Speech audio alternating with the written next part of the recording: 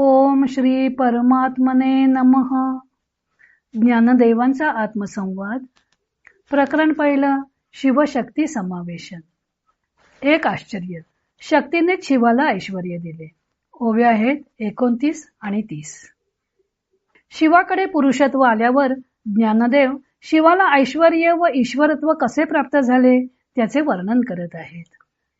ज्ञानदेव सांगतात की ऐश्वर्येसी ईश्वरा, जियेचे अंग संसार, आपण होऊनी उभारा आपणची जे.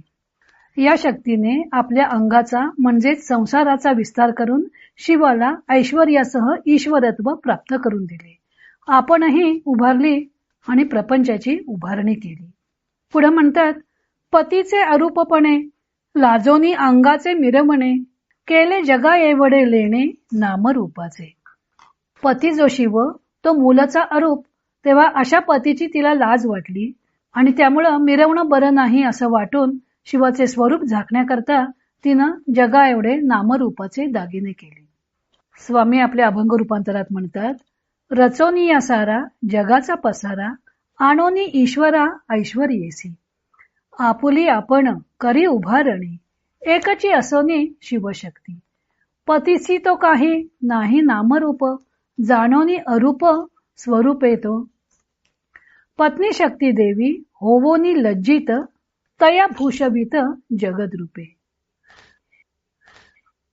शिवाकडे शिवपण कसे आले, तो बाईल्या कसा बनला. शिवाला शिवपण देऊन शक्तीने त्याला आपल्या कह्यात कसं ठेवलं. शक्तीला आपणच घडवलेली असूनही तिच्याशिवाय हा कोणताही भोग कसा उपभोगू शकत नाही असे वर्णन केल्यावर ज्ञानदेव शिवशक्तीच्या संसारातील आणखी एक आश्चर्य सांगतात की या शक्तीनेच आपल्या अंगाचा विस्तार केला व शिवाला ऐश्वर्यासह ईश्वरत्व प्राप्त करून दिलं. तिनंच सर्व जगताची निर्मिती केली आणि जगदीश अशी संज्ञा मात्र शिवाला प्राप्त झाली.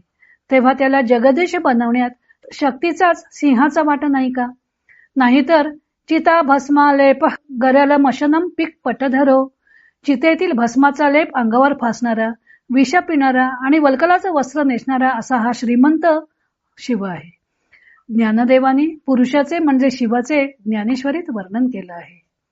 जे अनंगू तो पेंधा, नि कवडा नुसदा, जीर्णू अतिवृद्धा पासो निवृद्धू, तया आड नाव पुरुषू, एरवी स्त्री ना नपुसकू, किम बहुना एकू निश्चयो नाही, तो अचक्षु अश्रवणू अहस्तू अचरणू, रूप ना वर्णू नाम आधी. अर्जुना, काहीची जेथ नाही, तो प्रकृतीचा भरताप आहे. तो पुरुष अंगहीन म्हणजे निराकार आहे, पांगळा आहे, द्रव्यहीन, एकटा, जुना पुराणा आहे, अति म्हाताऱ्यांपेक्षाही म्हातारा आहे. त्याला पुरुष हे फक्त आडनाव आहे. वास्तविक विचार करून पाहिले तर तो स्त्रीही नाही अथवा नपुसकही नाही. फार काय सांगावं, अमुक एक तो आहे असा त्याच्याबद्दल काही एक निश्चय करता येत नाही. त्याला डोळे, कान, हात, पाय, रूप, रंग, नाव हे काहीही नाही. अर्जुना, त्याच्या ठिकाणी काहीच नाही असा तो प्रकृतीचा नवरा आहे असं समज. पण काही नाही पण असलेला हा शिव शक्तीमुळे जगदीश होऊन बसला आहे. सर्व ऐश्वर्य त्याचेच मानले जाते, कारण त्याने भवानीचं पाणी ग्रहण केलेलं आहे. एकोहम बहुश्याम असा संकल्प उठल्यावर ते मूळ शिवतत्व, शिव आणि शक्ती अशा दोन अर्धात विभागले गेले. शक्तीने शिवाकडूनच सामर्थ्य प्राप्त केले आणि पुन्हा त्याला ईश्वरत्व प्रदान केले. हे सर्व आश्चर्यकारकच नाही का. एखाद्या श्रीमंत घराण्यातील मुलगी जेव्हा दरिद्री पुरुषाशी विवाह करते तेव्हा संसारात जशी तिची घालमेल होते तशीच शक्तीचीही या शिवाच्या घरात कशी घुसमट होते ते पुढच्या ओवीत ज्ञानदेव चित्रित करताना म्हणतात की आपल्या पतीला नामरूप नाही अशा अरूप पतीची तिला लाज वाटते. तिलाही आपला पती कसा ऐश्वर्याने युक्त आहे हे जगात मिरवायचं असतं आणि हा तर अरूप अनाम. म्हणून शेवटी ती स्वतः जगदरूप दागिना निर्माण करून पतीला भूषवते. रूप नाही, रंग नाही, काही नाहीपणाने मिरवणारा असा हा गोसावी पती. मग ती संसारात एकटीच आपल्या सौंदर्याचे ऐश्वर्याचे प्रदर्शन करणार कशी. पती अरूप गोसावी आणि ही ऐश्वर्यवती, त्यामुळे तिला आपल्या पतीची लाज वाटते व जगा एवढ्या नामरूपाच्या दागिन्यांनी त्याला मढवून टाकते. सप्तस्वर्ग, सप्तपाताळ, जारज, स्वेदजादी नाना योनी, अनंत अवकाश असे जगडव्याळ निर्माण करते. स्वतःच्या अंगाची आटणी करून त्याच्या उघड्या नागड्या शरीरावर असंख्य नामरूपांची उंची वस्त्रे चढवते व त्याला शोभिवंत करते. त्यामुळे त्याचे अरूपपण झाकून जाते.